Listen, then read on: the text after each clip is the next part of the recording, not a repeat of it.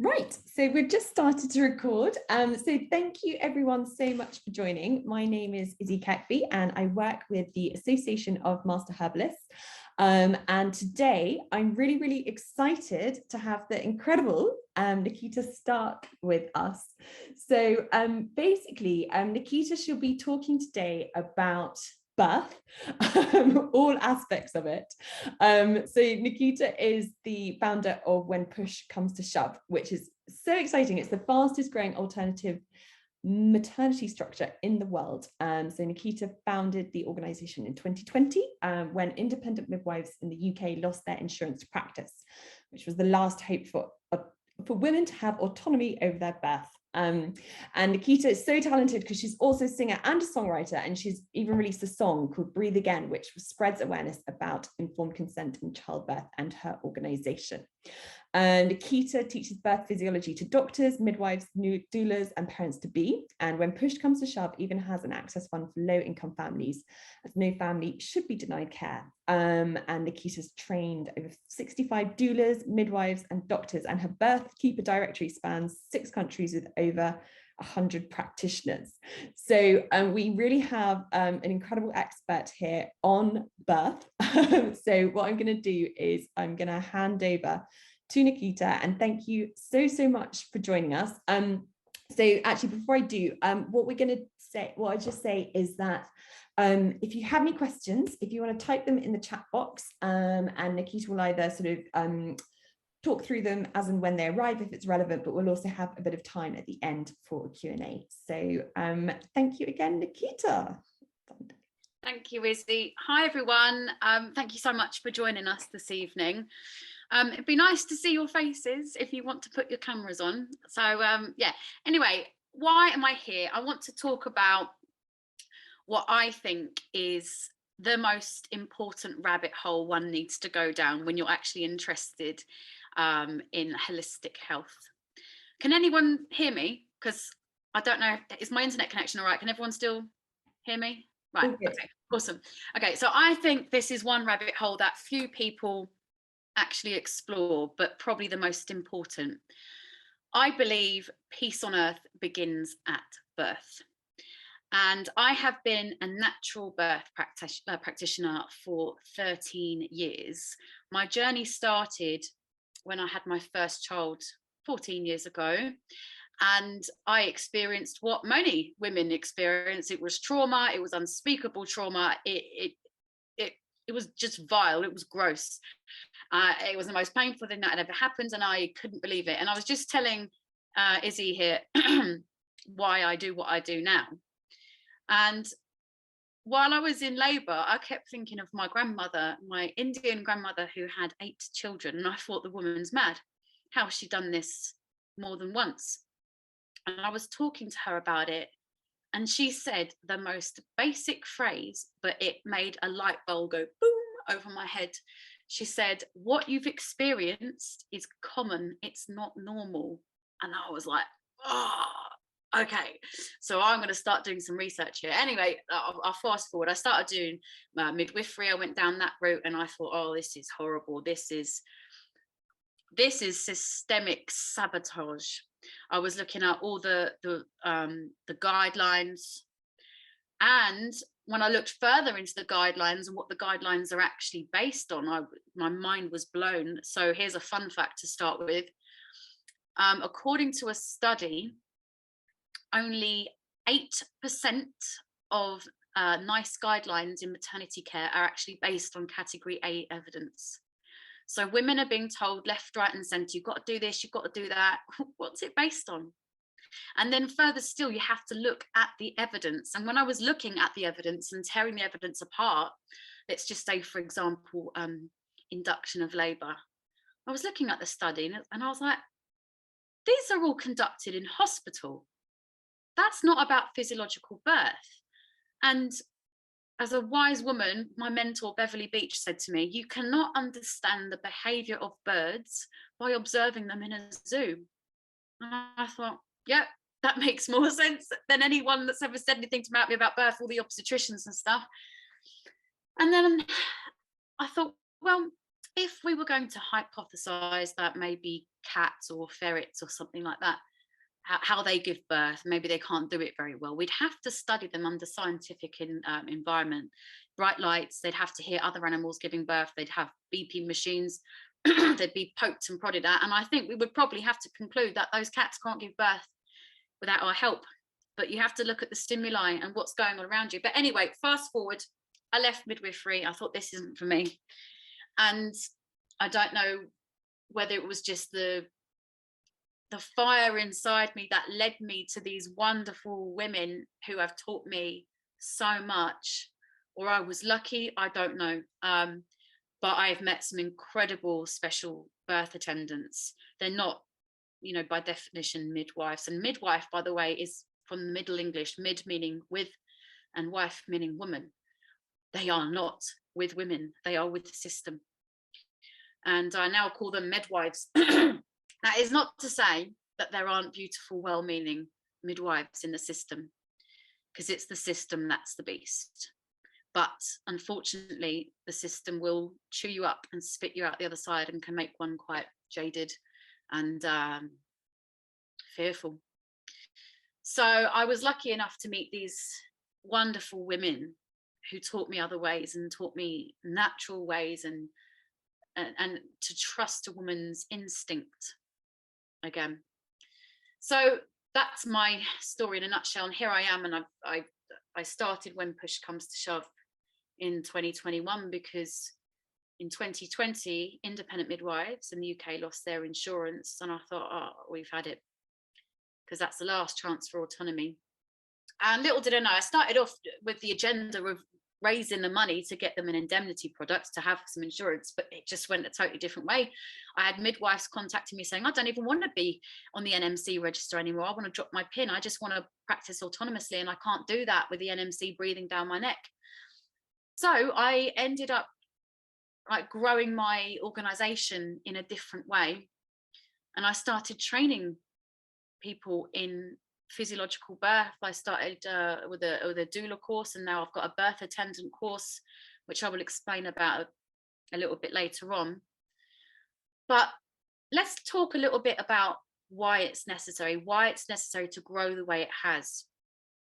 Well, necessity is the mother of invention, and we need this big time. More and more women have become disillusioned by the system, a system which, in my opinion, is deliberately sabotaging birth. I don't think midwives are sitting there writing stuff down, ways to sabotage women. I don't think that's what's happening. I think the system from the top down is feeding guidelines, is feeding fear into the system, and we have become workers in the system of ticking boxes. We need the beds filled and emptied, without any regard to individualized care. And the thing I reckon that's happened the most, which has had the most profound effect, is fear. And what it's done, it's separated women from their true nature. In 13 years, I have never seen a woman incorrect about her gut instinct. I've seen them in their head, umming and ahhing, oh, that's probably wrong, is the baby moving? But when they drop down into trust, if they know something is wrong, they're not wrong. If they know everything's fine, they're not wrong. But what the system has done, it has gradually made us eat away at any self-trust whatsoever. And it's made us hand our birth over. Now, I want to put that into perspective, okay? When I say hand your birth over, this is meant to be the most sacred, private, personal, spiritual experience of your life as a woman, a rite of passage. And before I continue, I do apologize if I trigger anyone, if they've had a poor birth experience, but that's okay. You can correct this by maybe helping others or just educating yourself. Sorry if I come across a bit harsh there, but I do mean this with love. So I think what's happened is, when women have been told, this is scary, don't trust your body, we've handed our birth over. and we want to be indemnified for responsibility. Well, you know, if they're coming at me saying your baby's going to die if you don't do X, Y, and Z, of course, yeah, I'll do what you tell me to do. You're wearing scrubs, you're wearing a white coat. Now, that's not to say, I'm not here to say, well, don't listen to them. That's not where I'm coming from. I'm not telling anyone what to do. There's already a system for that. What I'm encouraging women to do is actually take back their birth and listen to this person, listen to that person. But what do you actually think? What do you want to do? Women tend to research their weddings, their holidays, their haircut more than what's going to happen to them when they give birth. This is sacred. You won't get that birth back again. So we need to start educating the nation, men too, about the power of childbirth and how wonderful it can be. And this needs to start with kids, because by the time women are pregnant, quite often it's too late. It's too late to get rid of the fear, because they've already had it indoctrinated into them that they can't trust their body. Now, I always say this: your body won't fail you, but your care, or should I say care, can, and your environment. Now, I just want to give a quick comparison. I'm going to show you a video to demonstrate what I mean. And I'm going to use the metaphor, the comparison of sex. Before I show you this video, I'm just going to explain briefly a little bit of birth physiology. When we are in labor, we release something called oxytocin. I'm sorry if you already know this and it's boring, but I'll try and explain it with as much fun as possible, and that's where the video comes in. Just doing this stimulates oxytocin. It's our love hormone, and we need a cocktail of love hormones when we give birth, because of course babies are made in love and born in love. That's what life's all about, right? Love. So we need that to flow. If we release adrenaline stops oxytocin for a very good reason, because our bodies have evolved beautifully. Now, let's say we were on the tundra a few thousand years ago and we're about to go into labor, and then we spot a predator. Our body goes, don't give birth, that's going to eat you. So the adrenaline stops your oxytocin because it's not safe to give birth. And all that rich oxygenated blood needing to facilitate your labor will leave your uterus, and it will run to your arms and legs, to your extremities, to fight or fly. Now, what are the modern day equivalent of these fear stimuli? Have a think. What do you think a modern day equivalent is? Bright lights, feelings of being observed, BP machines, strangers watching you. Now, just before I show you this short film, just take a moment to reflect the following statement. We as women have grown to accept that it is normal for a stranger to put their hand inside of us during birth. Does anyone want to venture a guess why that's even necessary? Why do we need to have someone put their hand inside us during labour? What's the reason? Feel free to answer. Okay, the obvious is, well, they want to check your cervix is dilating. Okay, then what? So, like, say if I gave someone a vaginal exam at 4 p.m, you're 5 centimetres. That doesn't tell me where you're going to be in an hour or even 10 minutes, because you can go from 4 to 10 in 5 minutes. Your cervix isn't a crystal ball. It just tells the midwife or the doctor where you are in that moment. Now, here are the negatives. It can cause adrenaline to be released, because it's not nice having a stranger glove up your hoo-ha and saying, this is normal, we're going to do that. It can actually make your cervix close back up. And you can also introduce infection. It can break the waters if they haven't broken, not naturally. If you haven't gone into labour, it can cause days and days of prodromal labour. So why? Let's question why this practice is done. Sometimes it can be necessary, sometimes. But if a woman wants one because they want to know how far along they are, cool. But to say to women, we should expect this. I mean, don't we have enough pain as women historically of lack of control? I found the women who've had the most traumatic births have said the same thing. Didn't have any control, fell out of control. Even when women end up with emergency C-section, as long as they have made informed decisions the whole way through their labour, they don't tend to have trauma. It's the women that feel out of control. And, you know, I've had women call me up saying, I wanted to go into hospital, but they said they have to give a vaginal exam to admit me to the labour ward. It's like the world's worst bouncer. You can't come in until we've done this. Piss off. You know, you don't have control over my body. You know, it's up to you to say, yes, you can put your hands inside me. What about, no, you're all right. And what about midwives learning other techniques to see how dilated you are? We can approach those in a minute, but I'm just going to show you this quick film, and it compares the systemic practice of midwifery with sex. So let me just share my screen here. Can we all see that? Okay. Yeah, I can. Wonderful.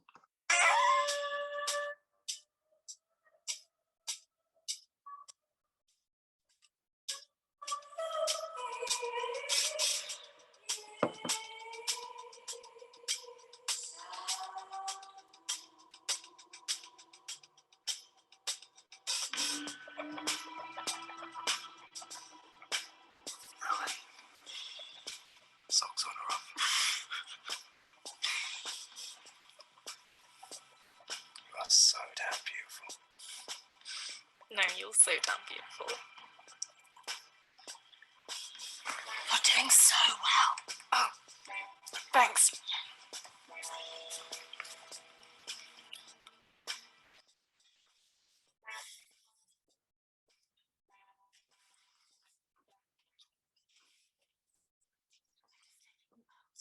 Okay.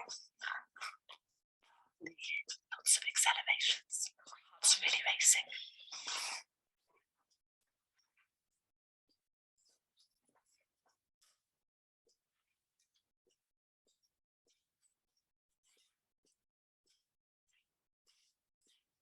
Jacob, you're not an established arousal just yet, but keep going.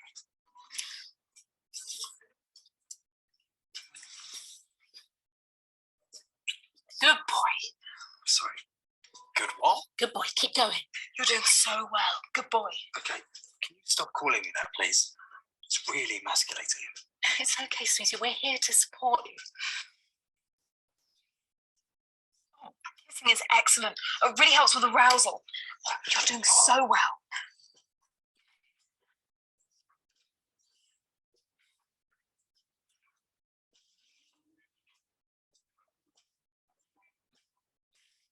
Do you mind feeling for the erection?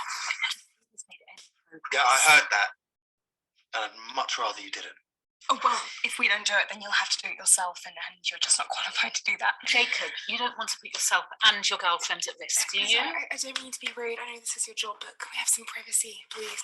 Yes, excellent. Privacy is excellent. You're a natural, Sophia. Privacy is so important for the production of oxytocin. Yeah, and I've heard silence helps as well.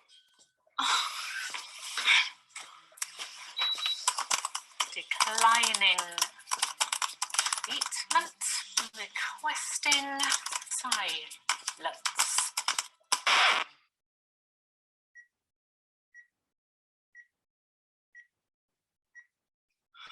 Let's get back to her then.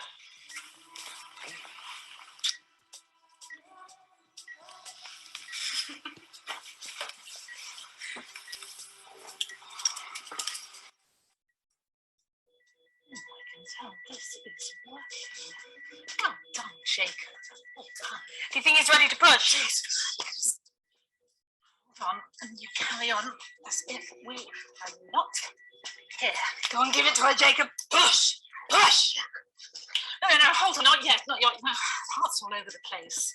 Seems to be slowing down now. Breathe, Jacob, breathe. Why don't you just let us try on our own? It might work.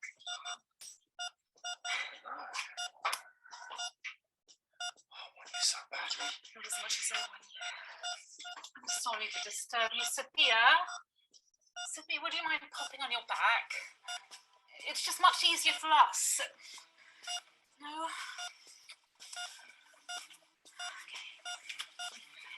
Okay, we're just going to get you ready, give you a little clean up and a little bit of... Nice and lubed. Here you are. No, that's fine. I'll take the risk. Well, you can if you want, but that's kind of against the guidelines. Just let me do it my way. I know what I'm doing.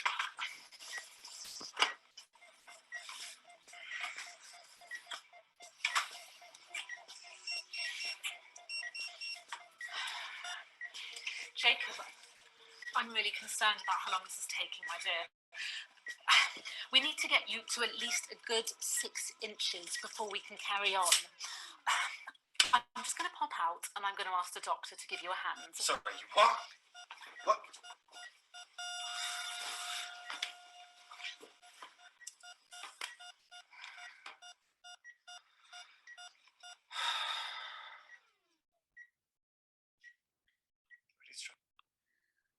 So I just want to show that clip. I just want to make people think, is it normal? Is this normal practice or is this common?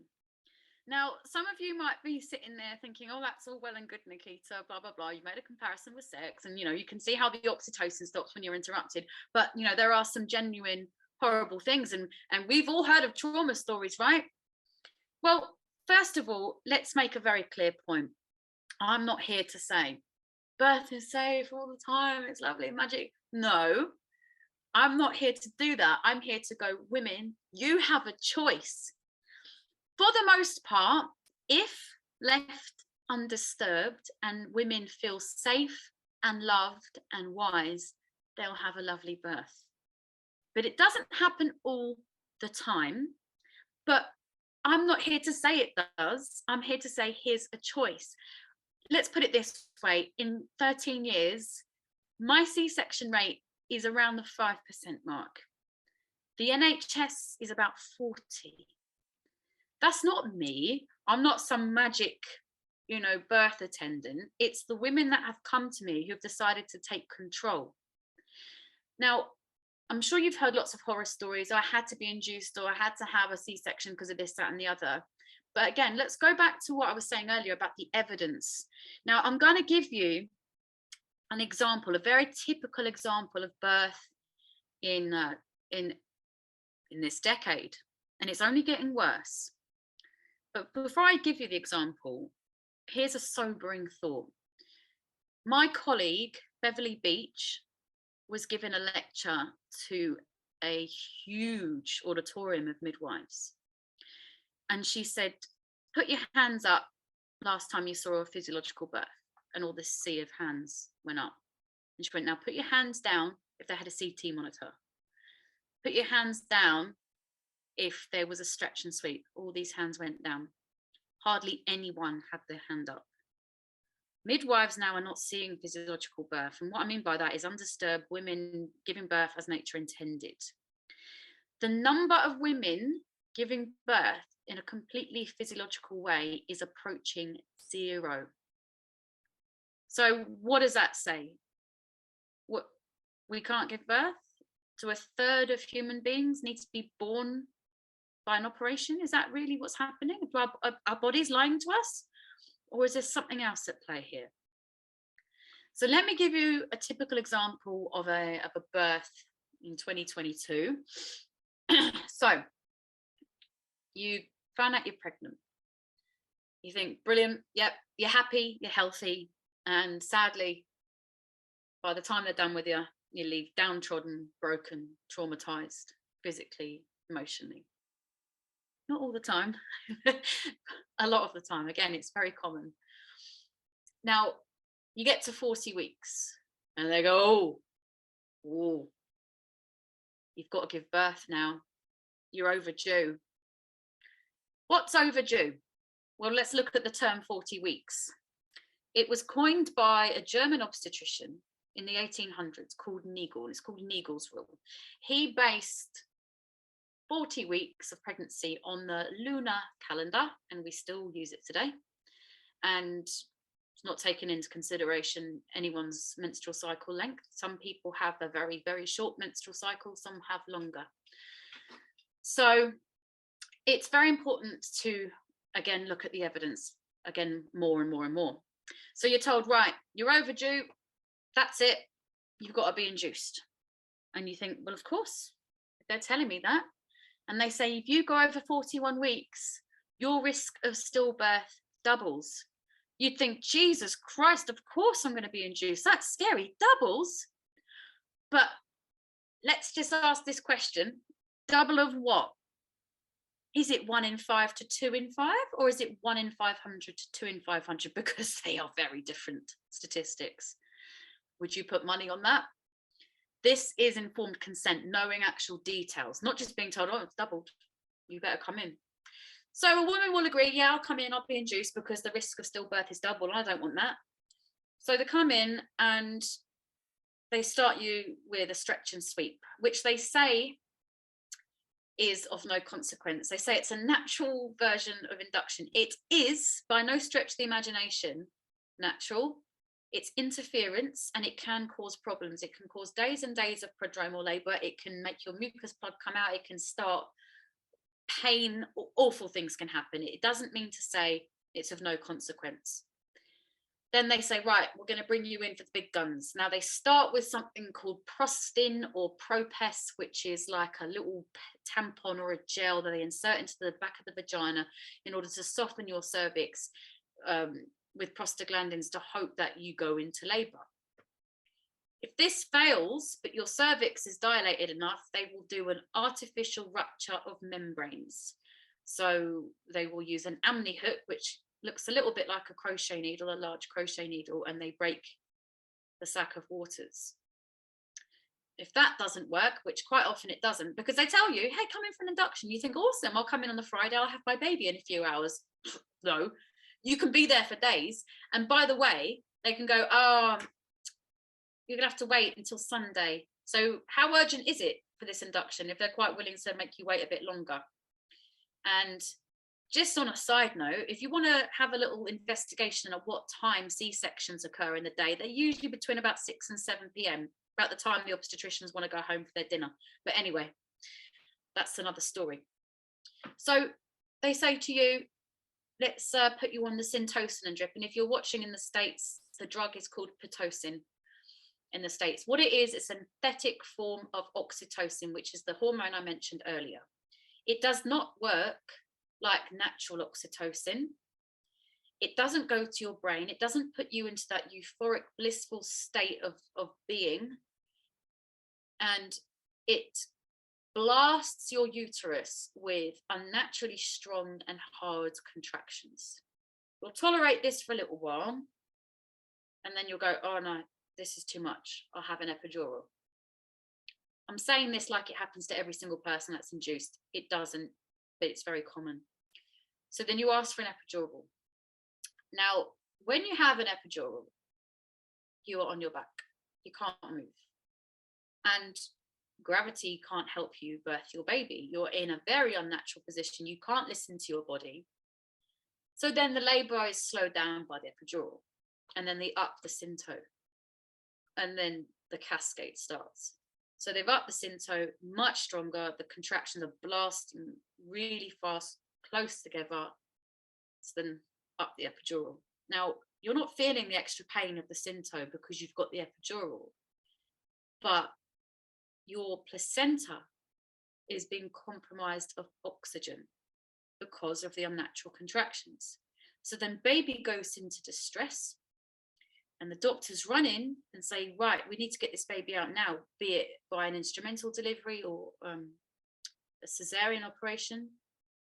And they're like, oh, you should thank us for saving your baby, for a cascade of intervention that they started. And was it necessary? Maybe. But did you have that information to make an informed decision? Probably not. So when you're being told, oh, you've got to be induced, ask some questions. You know, I do this with everyone that says, oh, they've told me I've got a big baby. The scans they're using now, oh my God. I can't believe how many scans women are being offered. And there are studies to show that scans are dangerous. They heat up your cells and subsequently your babies. There's been so many studies linked to autism, various problems with scans, but that's not in the guidelines at all. So they think you're mad. I mean, I had a woman the other day that rang me up and said she'd been referred to social services for declining a 16-week scan because I think you're irresponsible. But they just hear what they hear and they think you're mad if you decline. You might find some lovely midwives that are like, yeah, okay, your decision, your body, your choice. But I had to write a book recently from necessity. It's called When Push Comes to Shove's Guide to Social Services and How to Navigate the System. I didn't write it for fun. I wrote it because I had to, because so many women were being referred to social services for declining their interventions or the vitamin K or vaccines. And it's just not on. So women need the power. They need to know their rights. They need to know that they can say no, and no is a full sentence. They need to know the process of complaint. They need to know that if they want to free birth, they are well within their rights to do so, and it is not illegal. But anyway, I'm digressing a bit there. So anyway, women are going through the system. They're coming out traumatized, and they're thinking this is a normal occurrence. And they tell their friends, and their friends think, well, birth must be inherently dangerous. It's not inherently safe, but risk is relative. You know, if the other problem is what our health is like genuinely now. So how are we eating? What crap are we putting in our bodies? You know, I've had women come to me saying, oh, they're saying I've got gestational diabetes. Not a need to induce, by the way. That's, again, a choice. And I'm saying, well, look, why aren't you on the brewer's diet? Or people are saying, I think I've got preeclampsia. Go on the brewer's diet. This is not mentioned in the system. So the brewer's diet is essentially just loads of protein, low carb. And I've seen it turn a preeclamptic woman round in about 48 hours. But this isn't given on the NHS or in any maternity system. It's straight to drugs. They want to put a plaster over it rather than actually look at the cause. And I found that birth, the pregnancy process, everything is determined around three things: mind, body, and soul. And if one of those is interrupted in one way, maybe you've got emotional problems, you've got a legacy issue with your family. I find a lot of women that have got a legacy of abuse. So they've been raped, their mum's been raped, their grandmother has been raped. They get terrible hyperemesis, which is very bad morning sickness, because basically what their soul is telling them, it is not safe to have a baby because of what happens to babies. It's something to think about. It's something I've noticed. This is not an evidence-based thing or anything. It's something I've noticed working with many, many women over the years. And, you know, if your body is in alignment and you're nourishing your body correctly and you are emotionally vibrating at a nice high energy, you're not fearful, you're making decisions out of love, not fear, usually birth pans out just fine. But when it doesn't, you need to know you have a choice. You need to know you have options. You don't have to have drugs straight away. So look, if I've attended a birth and someone has started to bleed, not catastrophically, but it looks like the bleeding might get a little bit faster, here's a trick. You cut an inch off the placenta and put it in their mouth. That's full of stem cells. That often curbs bleeding. There's loads of other natural things you can do. Shepherd's purse tincture, cinnamon bark tincture, angelica essential oil is amazing at stopping bleeding. If it's uterine bleeding, I'm not saying if it's like a high tear or something like that, it will stop. But there are so many things that people can use where you don't have to go straight to drugs. But here's the thing. You can go straight to drugs if you want, but how do women know they have another option if all they're fed is, you know, is shouting into an echo chamber within the system? This is what's going to happen. Here are your rights. And if you Google, I don't know, breech birth, if you Google that, the first thing you're going to see is the NHS guidelines that you have to have a cesarean operation. And I say operation, not section, because don't underestimate that it is a serious operation. and it shouldn't be taken lightly. If you want one, of course, you should have the right to do that. Again, I'm not here to say you've got to give birth in the woods with a mariachi band playing in a hippie way. No, do what you want, but make sure it's informed. So you will look up breech birth. No, C-section, that's out of the question. Oh my God, no. And this is incorrect. They based their guidelines on something called the Hannah trial. And they found that C-sections were best for breech babies because more babies were dying vaginally. But then they retracted it because they realized the babies that were dying, one, for some reason, and we don't know the answer to this, breech babies have the same risk of mortality, whether they're born vaginally or through the sunroof. That we don't know why. The other problem was they found that the obstetricians that were handling the babies, they were ones having problems because they're put on their back. They're, it's hands-on. But the midwives who understood that breech was a variation of normal and were doing the hands-off approach, which you should, because there's a big saying in my world, and it's hands off that breech, there were no problems. And they were perfectly natural. Now, it's all well and good for me to say, you can have a vaginal breech birth. Okay, but find me a practitioner that knows what they're doing. They're like rocking horse shit, excuse my French. They're very hard to come by. So this is why I have started what I've started. We need to empower women again. I offer courses starting from 4-day intensive doula training courses, and then you've got the monthly Zoom seminars, like we'll talk about breech birth, twin birth, all the way to my Artemis course, which is a year long. And in that course, I basically teach you everything I know, along with my business partner, Angela, who was a midwife and an award-winning midwife for 13 years.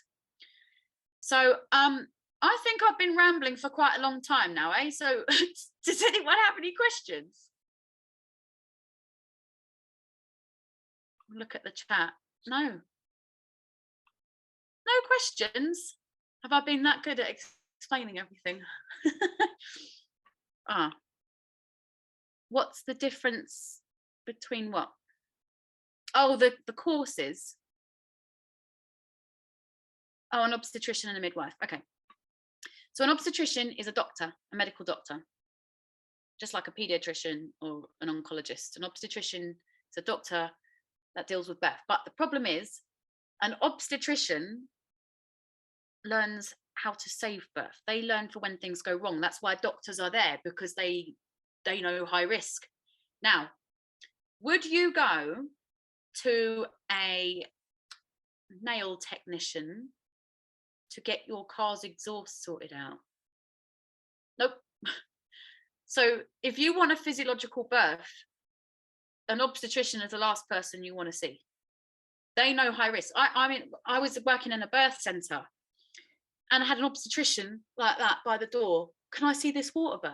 I'm like, no, you can't. Go away, go away. This woman is not a goldfish. Go away, leave her alone. They've never seen it before.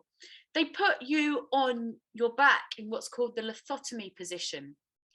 Did you know that if you lay on your back, the pelvic outlet decreases by 30%? And they wonder why they need to give episiotomies and cut a woman's perineum to get a baby out, and babies get stuck. You need to be upright. You need to listen to your body. If your body's telling you to lay down because you're knackered, do it. But don't do it because someone in scrubs is telling you to do it. Usually, and I can't remember the last time I saw a woman going, I need to lay on my back. I see them when they go through transition between 8 and 10 centimeters, they get this roaring comes from within, and they stand up and they try and grab hold of something because the mooing starts, and the power then comes. And then what comes is a fetal ejection reflex. There's no need for anyone standing on the sidelines going, push, push. Yeah, she knows. Her body's already doing it. You don't need to tell her to push. Imagine if you're throwing up, you've got that uncontrollable reflex, right? When you're vomiting. Imagine someone telling you, vomit. Yeah. You don't need coaching to push unless you've got an epidural and you can't feel to push. I think if someone told me to push, I'd be like, leave me alone. You need space. You need those 3 magic things to feel safe and loved and wise. That is the cocktail for a beautiful birth. Now, a midwife, sorry to answer your question, I digressed a bit. A midwife is, well, essentially now they're just obstetric nurses, but it's meant to mean with women, and they're meant to be specialists in caring for you during pregnancy and birth and postnatally. And they are clinically trained. Now, what I teach, I don't do clinical training because, after all, for the most part, birth is a natural process that occasionally needs medical intervention. It's not a medical intervention that happens naturally if you're lucky. So what I teach is normal physiological birth. So you can be a birth attendant for normal birth. I will also teach you where your remit begins and ends and when you hand it over to the medical professionals, but you have to know physiological birth. You've got to know what's normal and what isn't. So a midwife is a clinical practitioner of birth. That's essentially the difference. Has anyone else got any questions? Yeah, I was just wondering actually for people who've joined, whether people are more interested in, as sort of, because this is run from the Association of Master Herbalists, like if they're more interested in learning for clients or themselves, and therefore whether you could explain like the best direction for people looking to get resources for if they are pregnant themselves versus practitioners, like what are the courses like would be good for practitioners as well? Yeah, so for women that are pregnant themselves, or anyone, dads who want to learn more, we do have on so if you go to my website, whenpushcomestosshove.co.uk, if you go to your pregnancy, you will see something called the Childbirth Masterclass. And that is just a very intensive course, which you can complete in your own time, where it teaches you about physiological birth, your rights, how to navigate the system, etc., etc. I've also got a YouTube channel, which is full of free content, where I do videos about, big babies, VBAC, vaginal birth after cesarean, all sorts of topics will come up. And I also highly recommend joining my Telegram channel. It's called Awakened Pregnancy and Birth. I do plenty of videos. And the other important thing to remember, that if you decide you want to enroll in one of my training courses to become a birth practitioner, everything is centered around self-development, spiritual, development, and relationships with money. Because I had a huge group of midwives who came to train with me because they were frightened they were going to lose their jobs because of the potential COVID vaccine mandate. And they were terrified because they thought, I've been having a paycheck every month, I don't know how to live any other way. So it's important that we cover every aspect. We don't just teach you about birth, because you've got to be the best you can be. One, you're supporting a woman and you're trying to keep her space safe. You can't do that unless you are vibrating on the highest level possible. And it's constant self-development. And you also can't do it if you're going to be worried about a paycheck every month. You've got to change your relationship with money, understand where that's coming from. And we support you for everything. So like if you did the doula course, for example, you're then given a mentor, and you get monthly Zoom seminars. So we talk about breech birth, twin birth, the trauma, fear. And then until you've done 5 births, you're a student. After that, you're basically doing what you want. But you've got amazing support groups. So we've got WhatsApp, Telegram groups where you get added to the huge network of When Push Comes to Shove birth keepers. And this is lovely. A few weeks ago, we get a lot of grandmothers that train with us because they want to help their daughters who are pregnant. And this lovely lady sent a message saying, my daughter is experiencing X, Y, and Z symptoms. Straight away, everyone's typing, oh my God, you've got to do this, that, and the other. I called her. I said, your daughter is having a placental abruption. And she said, the hospital told her it's nothing to worry about because of the symptoms. I went, right, you've got to do this, that, and the other, blah, blah, blah. Anyway, this woman saved her daughter's life because she had access to these people like that. We have women that have been training with us and they're like, I'm at a birth, I'm not sure about this. And then you just got support straight away. It doesn't matter what time of day it is, because we've got women in the States, women in Australia, it's fantastic. It's just such a beautiful family. And it's not, I never thought it possible, to have such a large group of women without bitchiness, but touch wood. We still don't have any problems. It's like everyone's, on the same page, they're on the same wavelength, and it's lovely. It's so lovely. It's something I hold very close to my heart, and I'm very proud of it because there's such a mutual respect for each other's. And no experienced birth worker on there assumes someone who's a student knows more than them. They're very open to think, well, you might have learned something I haven't.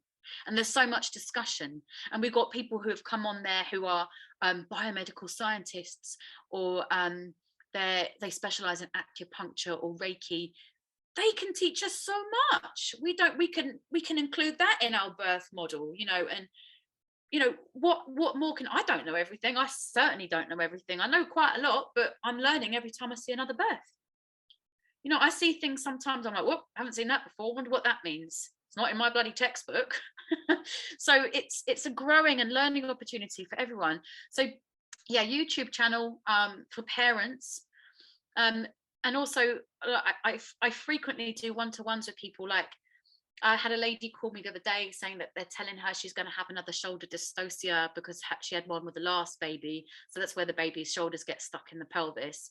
And they're basing this on they think her baby is big.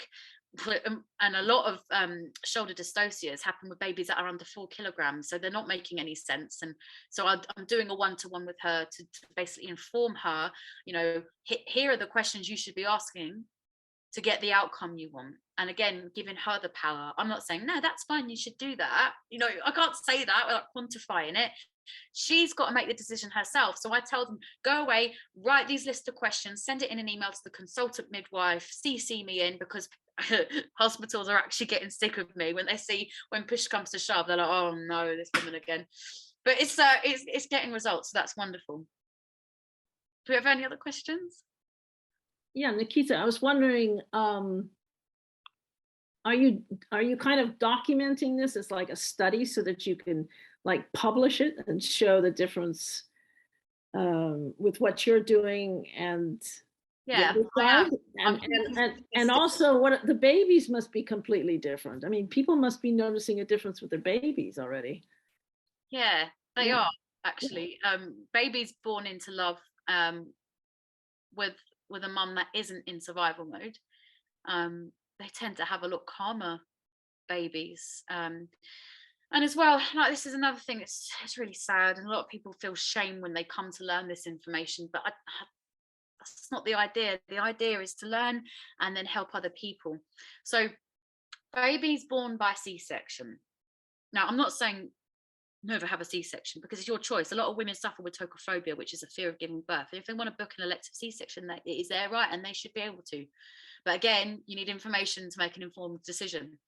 So babies born by C-section, they're all born with something called wet lung.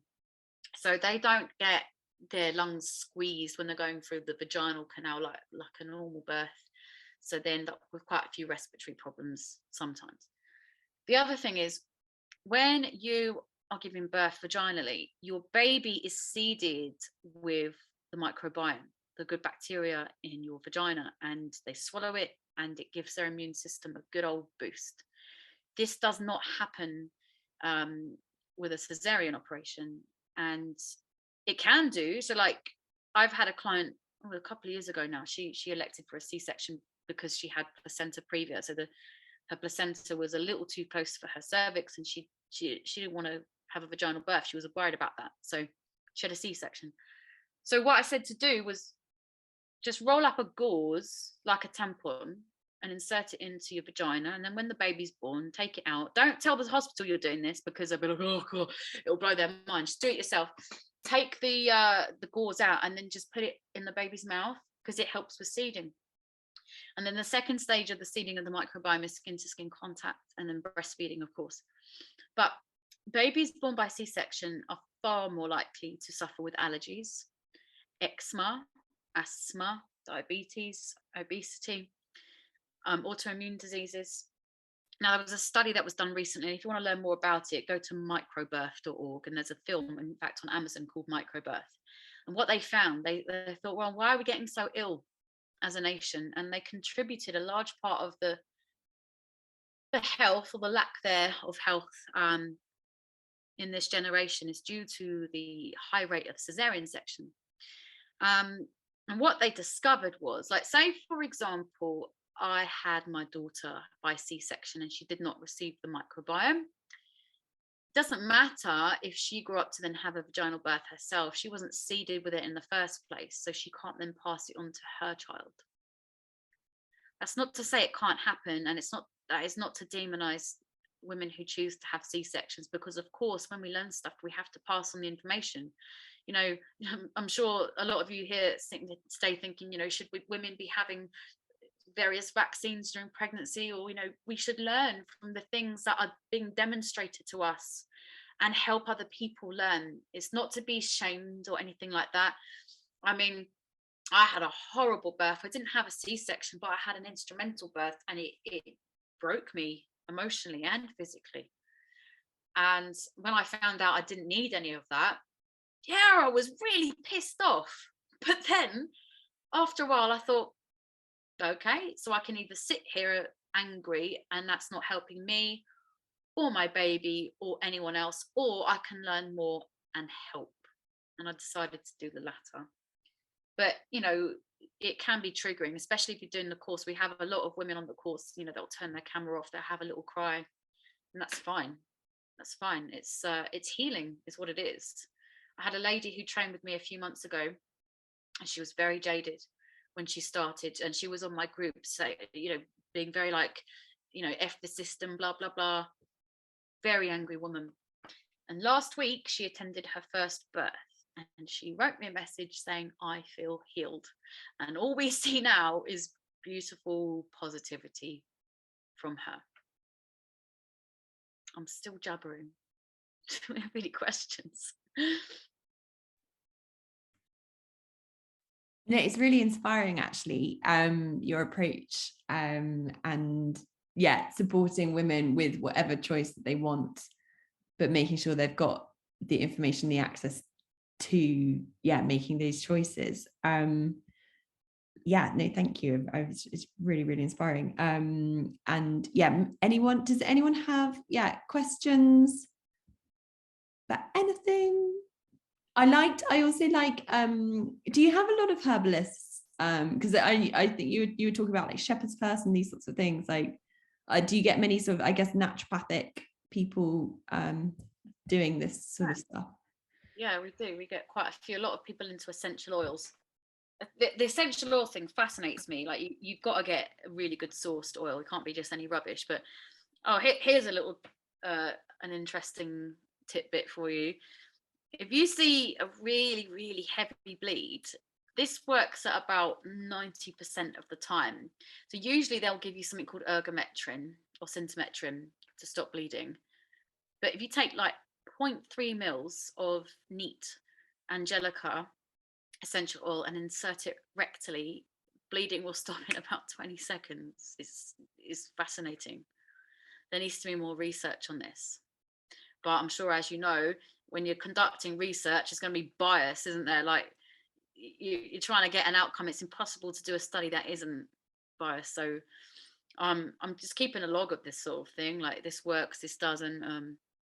Yeah, it's fascinating stuff. I can't believe there's not any questions. Oh, here we go. We do have one. I'd like to know about the practitioner's course. Okay, yes. So the practitioner's course, you have two options. So with When Push Comes to Shove, we have a doula course, and it's to make you a natural birth practitioner. It's a short course, but it's very intense.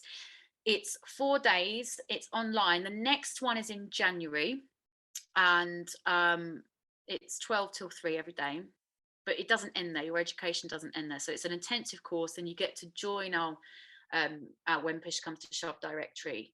And then you have mentorship from myself or one of the other mentors. And then you have the monthly seminars. This is all online. If you can't make the live course, we have a remote course. So you can do it in your own time. You just log in, watch the videos, and then you have a one-to-one with our mentor to make sure that we understand that you understand the content. And there's a post-course module to do. If we think you've taken a good grasp of what we're teaching you, then yeah, you'll become certified. It's When Push Comes to Shove certified. We are self-governed because we don't want to be part of the system. And then you have to do 5 births under mentorship. And then you're fully recognised When Push Comes to Shove doula. The second option is my other company. It's called Artemis Birth Attendant Academy. midwifery.com, and there I work with Angela, who is an award-winning midwife. She won this award. She saved a baby on a plane. It was amazing. She's fabulous, and we're totally different. I'm all hippie and natural, and she's always been very clinical, but she's also very she's got an amazing understanding of the naturopath side of things, and we've just combined our knowledge, and this course is our knowledge combined. Everything we know, we've put it down. So that's in the Artemis course, and it's a year. Now it's much more detailed than the doula course. There's 2 in-person training days a year to make sure that you are doing gold standard practice, so you can understand emergency scenarios like a shoulder dystocia or a cord prolapse. No, we're not teaching you anything clinical. We're just making sure you understand and recognize these things, and by the end of it, you should be right at the top of your game with physiological birth and understand it. Now, furthermore, in both of our courses, we teach you the business side of things. So we teach you how to set up a business. So there's no point you doing a course and they're like, well, you're on your own. No, we'll help you through all of that. I do regular seminars, like I said. Anyone struggling with, getting their website up and running, I teach you how to get high up in Google ranking, etc., etc. Some people train with us and don't want to be a doula. They want to go into other things, but they've used the knowledge from the course and applied it to everything else they want to do. It's all, both courses are also centered around self-development, as I said, and because I want everyone to access this sort of care, and the army that I'm training have to be everywhere.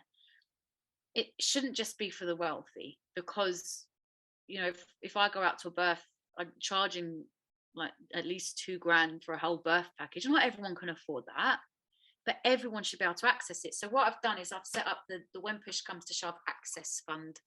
So if you train with me, you then register with the directory, and we don't charge you any membership fees or anything like that. But what we do ask is, if we get you work, and only if we get you work, that you donate 10% of your fee back to When Push Comes to Shove, and it's kept in the access fund in a pot. So that means when someone rings up and they're on universal credit or welfare, we can provide them with someone for free. We have that pot of money that we hopefully will keep topped up, and we also rely on donations as well, which is not that easy to get at the moment, but that's our model. It's the most ethical way I could think of doing it.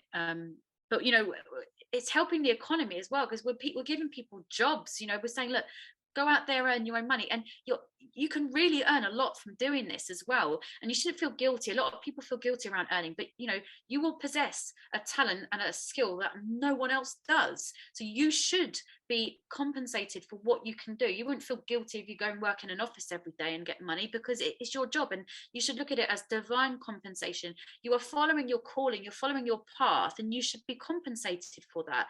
So you can get, if you took on like 3 births a month, starting as a student, you could earn at least $3,000 a month. And then you can do shared care with other people, just in case, like, you've got a child who's not well and you can't attend a birth. I always do shared care with someone else. If I can't come, they can go. I've got another question here. What is the cost? So the When Push Comes to Shove doula course is £1,000. And the Artemis, which is a year's course, is £7,000. But we've currently got an early bird offer, and it's 15% off. We take payment plans for both. We don't want money to get in the way. With the doula course, you pay a deposit, we can enroll you, and then you do usually 3 monthly installments of £200 and a £400 deposit. But again, I'm not strict. I'm open to offers, because I don't want it to get in the way of education. Everyone should have access to this information if they so wish. And then, like I said, you can do the remote course. That can happen in your own time. If you've only got an hour here and there every week, just log in, watch the videos, keep in touch with us, because we are mentoring you after all. And hopefully we will give birth to a new earth, and this is how we do it. And I do think peace on earth begins at birth. And if you want to join the birth revolution, come and join, come and talk to me, give me a call. My number's on the website, when push comes to shove.co.uk, or you can go to Artemis Birth Attendant Academy, which is the more intensive course, the longer course. Just give me a call if you want any more information. If you do sign up for the doula course, I'll give you a discount. Just use, in all capitals, Halloween 10, and that'll give you 10% off. I'm just going to put my website in the chat, and then you can see the course. We only have 3 spaces left for January. So I can't get back onto this screen. Oh, here we go. Yeah, so we've only got 3 spaces in January. So if you're keen to sign up, here's the website. Just go to doula training and use Halloween 10, and that will get you your money off. And if you want to do a payment plan, just get in contact with me and we can set that up. Have we got any more questions?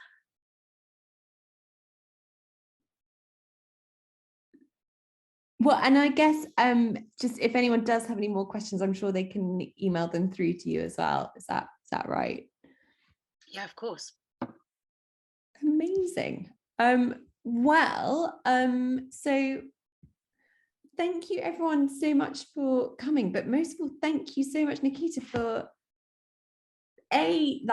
teaching this and spreading this with so many women. And as you said, actually it's so transformative in terms of just humanity. You are saving the world with this. So I believe so. Yeah. You know what? You've got to be, when you're in labour, right, this, to sum it up, you've got to be the epitome of a human being, not a human doing or a human becoming. You have to be. This is why when you watch animals, they're not going, oh shit, how long have I got left, blah blah blah, they're not screaming and panicking, because they just are. And this is so important. We've got a new fancy word for it. It's called hypnobirthing, but really it's just meditation. You just have to be. When I was having my last baby in 2020, I got a pool, and every time I had a contraction, I went under the water. I completely submerged myself because I thought, oh, that's nice. And then I blocked out all that exterior noise, and I just was. And I was so in tune with my baby. Like, I humoured the system. I kind of went in, I had a toe in, I went, yeah, take my blood, do what you want. And they're going, oh, God, you're going to have a shoulder dystocia and bleed out. You've got to come to hospital. I was like, no, you're all right. And I just didn't call them when I went into labour because I thought they'd make the whole thing a bit more boring. So when I was giving birth, they were trying to tell me she was breech. I knew she wasn't. And I was so in tune with my body, and I could feel this grinding feeling every time I sat on the loo. And I thought, oh, you little sod, you've got your hand there. It's called a compound presentation. And yes, she did. She shot out like Superwoman when she was born, but in 3 hours. And the only pain I felt was when I was in transition. I felt no pain. It was intense. It's called labour for a reason, but I could not describe my experience to you as painful. When I was transitioning from my 8 to 10 centimeters, I was whacking the side of the pool, but I was also thinking, what insane person would get into a car right now? And then I felt this beautiful roar within my body, and the fetal ejection reflex started, and I was like uncontrollably like, oh, and it felt amazing. Then I was waiting for this ring of fire that I got with my first baby, where their crowning happens, and my husband said, her head's out. I went, what? I didn't feel it because I was just breathing her out. I was just being, I was listening to every rhythm my body was telling me to do. My body was telling me to rock my hips from side to side. So I did it. I was floating like this in the water because she was compound, and my body knew that. And then after 3 involuntary pushes, out she shot. I caught my own baby. It was like the Lion King when you're holding up Simba, like, I did it. It was the best feeling ever. And I put my beautiful baby, my ginger baby, where I was like, this can't be mine, onto my chest. And I felt I can do anything. And that child, she taught me my next lesson. My first daughter taught me to question stuff. My second daughter told me to trust myself. And that is now what I'm doing. I know it's possible. I've seen it so many times. And do you know what? I've seen women who have probably had a shoulder dystocia, but they haven't had anyone around flapping, you know, and touching. I saw, like, so when you see a baby's head come out, with the next contraction, you should start to see shoulders. And I didn't see shoulders with this particular woman. And I thought, oh God. But then I thought, no, take a moment. Don't put your fear onto this woman. Just watch what she does. She was on all fours and she lunged her right leg forward instinctively. Pop, out comes one shoulder. I was like, oh, look at that. She trusted her body. She listened to her body. That very well could have been beep, beep, beep, beep, 12 people come in and all that. But she did it herself. And I thought, go on, girl. it taught me something, because I was very nearly about to go, but I just thought, no, have a bit of trust in this woman. And I still get taught that lesson all the time. Even sometimes I think, oh, this is going to be a bit hairy. But you know what? Sometimes it is. Sometimes it is a bit hairy. I had a dad call me. He only got in contact with me a few days ago, and his wife was over 40 weeks. And she was free birthing. And I was like, yeah, good for you. You want a free birth, you free birth. But, you know, have you thought about having someone who's into natural birth just to help you, just in case? She's like, no, we're fine. I went, right, that's your choice. I said, look, I live too far away from you, but I will make myself available remotely if you need me. And 3 nights ago at 3 a.m, I got a call from the dad, and I heard this little voice in the background, a cry. And I thought, oh, there's some healthy lungs. Congratulations. And he said, oh, we're just ringing to make sure everything's all right, and we want to ask about the cord. And I said, well, is it white? And they said, yeah. I said, well, you can cut it then. And then I said, let me speak to mum. And I started talking to mum, and I thought, oh God, there are some red flags here. Dizzy is the last symptom of a postpartum hemorrhage. And she goes, oh, I've just lost quite a bit of blood. I've just felt a gush. And I hate saying this because I don't want to cause more fear, but it had to be done. I said, right, listen, Dad, I want you to keep her calm, but you need to call 999 right now, and you need to start massaging the hell out of her tummy, because that placenta needs to come out. Anyway, he saved his wife's life, and she's now in intensive care, but it was necessary. So again, I'm not here to say it's all lovely and hippie, it happens all the time. No, sometimes shit happens. It really does. But it's knowing that you have the choice in the first place. And there's only usually a couple of reasons why you experience a postpartum hemorrhage, usually because you've got a full bladder and you're scared. Like if you've had a really quick birth, you get all this adrenaline, and then the adrenaline stops your oxytocin. So it's knowing these things, you know, and giving women the power. Anyway, I'm rambling, so I'm just going to see there's some more questions. Can I ask, like, because I appreciate, I don't know, everyone probably needs to head off, but what's your opinion on the lotus placenta thing versus eating the placenta? Like, okay, so lotus birth, if those of you who don't know, that's when you just don't cut the cord at all. You wrap the placenta in some muslin, herbs and stuff so it doesn't go off, and you carry it around with the baby until it naturally separates. I don't know if that's particularly beneficial from like a physiological standpoint. From a spiritual standpoint, it could be fine, because it actually connects like letting go and being rooted, and maybe it helps the mum, maybe it helps the baby. I don't know, because I don't know everything. I don't know if it's particularly beneficial. Now, encapsulating the placenta, yeah, that's brilliant, because it's full of stem cells. If you cut the cord before it turns white, the baby will lose a third of its blood supply. A third. So when you see these babies born, and one born every minute, I'm like, you know, when you're screaming at the TV, you're like, don't touch that baby's cord, you nasty woman. But they don't know. I can't get too angry, you know. Yeah. They know what they do. Yeah, I think the thing is, it's really hard because it's babies, and it's like, you know, when loads of people make various decisions about their health, and it's annoying and it's sort of like frustrating and you get angry, but when it's like inflicted on a baby, it's the most harrowing to watch someone not know what they're doing, and the poor baby at stake type thing. So yeah, I figured that. Yeah, it is awful. It's I mean, this is why I left the system. I will share something with you briefly. So I left pretty quick. All right, bullets have left guns slower.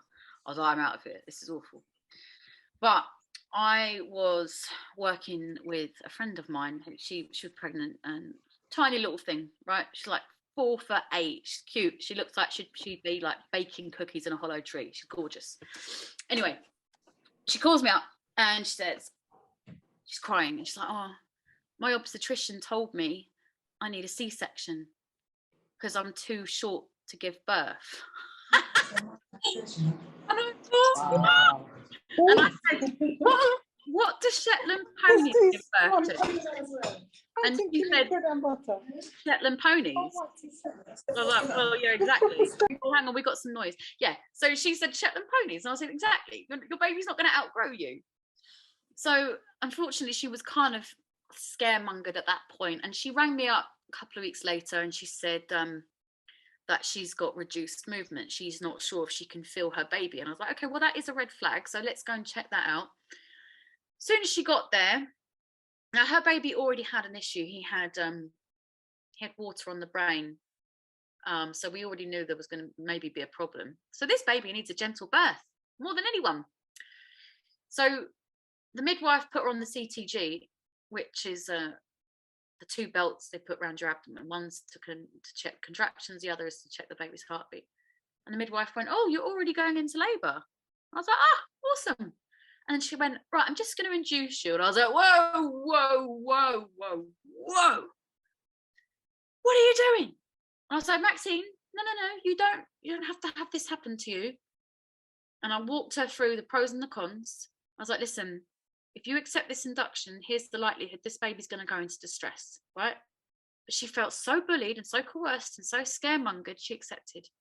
And I walked out and I cried. And I thought, I know what's going to happen. And then I pulled my shit together and I came back in. And unfortunately, yeah, the induction did what I expected it to do. Baby went into distress, and then she had a massive abruption, and she ended up being knocked out to give birth. Anyway, the point of the story is, and this is why it's so important to talk about women's health emotionally, spiritually, okay? So soon after the birth, I started noticing some odd behaviours from my friend. And it did affect me because she was my friend, and I saw these people butchering her, and I thought, oh, this is vile. So she started displaying some very strange behaviours of postnatal psychosis, and I tried to get her help once, twice, 3 times. She just fell through the cracks in the system.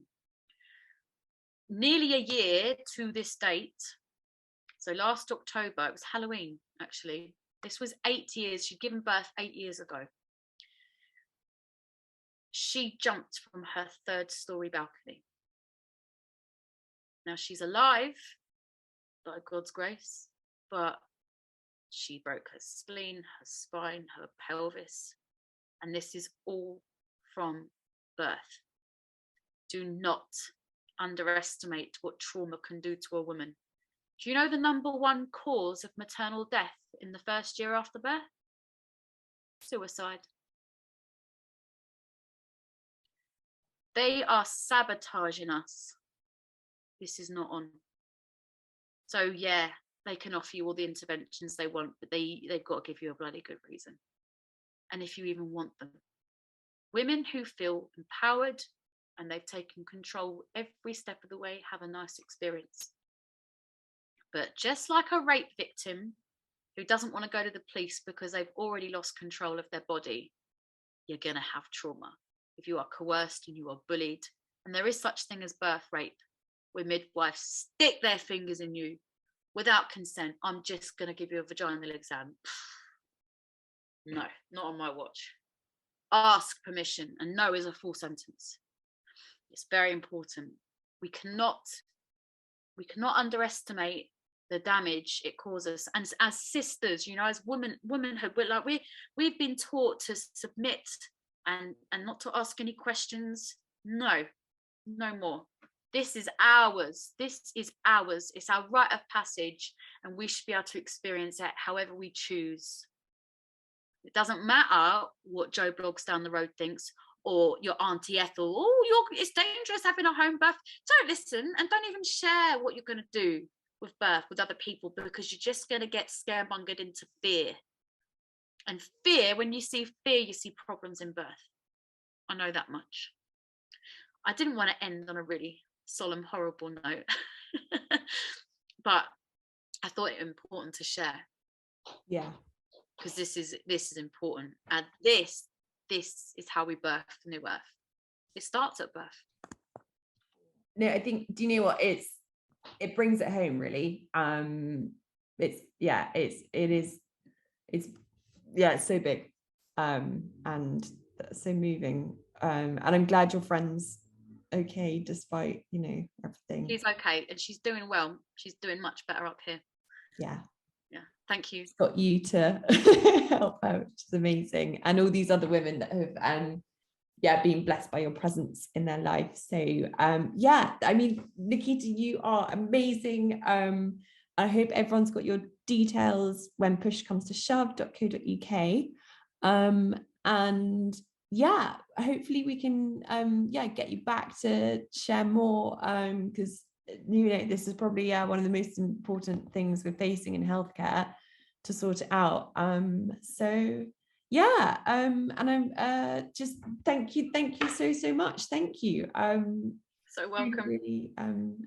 Really appreciate the work you're doing, and I hope people have also been inspired to work with you, so we get more birth keepers. You know what, please, it's about you. You are responsible for helping other women. If this is your calling, don't ignore it, because it will come back. It will keep reminding you this is what you're meant to do one way or another. So this is your calling, don't hesitate, just do it. Dive in, look on my website, and then click the Trustpilot link at the top, and you'll see many reviews from people saying best thing I've ever done.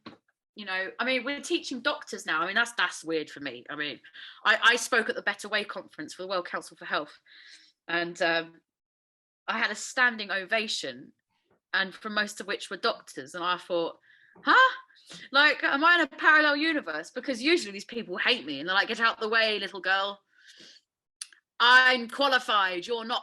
You don't have the machine that goes beep. But they actually listened, and since I've had quite a few doctors on my course, and it's a bit surreal, but if they want to learn, I'm here to teach, and it's so important. We've really got to take this back, and ladies, it's your job to do this. We need you. We need people like you who care and understand something on a deeply profound level, that something isn't right, and you're the ones that can help. Because when people start leaving the system and they're going off grid, we need wise women. We need wise women who go, hey, I've got some advice. Listen to your gut. And you don't need to be there doing anything. You don't need there with your notes and BP machines. You sit on your hands and you look into her eyes and you say, you're doing it. You're already doing it. That's all they need, to feel loved and comfortable. And you can do that. So if you want to join me, get in touch, send me an email, give me a call, and I'll happily guide you. Thank you so much for this opportunity to speak to you, beautiful, lovely people. And thank you for carrying out your mission. We're all in it together, okay? We're an ocean, we're not separate waves. So thank you, and sending you all love. And I hope that you have a beautiful, happy, joyful week. Oh, Thank you. thank you so much.